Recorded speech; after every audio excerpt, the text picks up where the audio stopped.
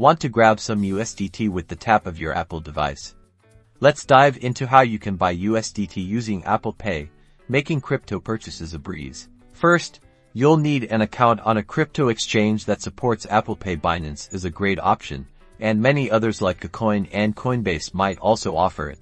So do some research once signed up and verified. Navigate to the Buy Crypto or Similar section.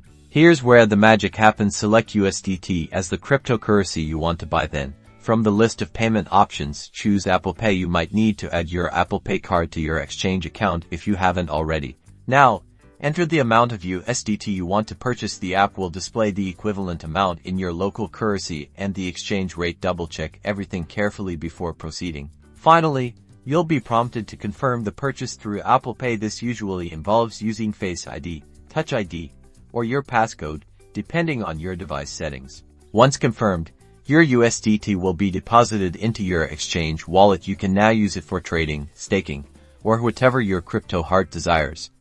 Remember to always secure your account with two-factor authentication and be aware of any transaction fees.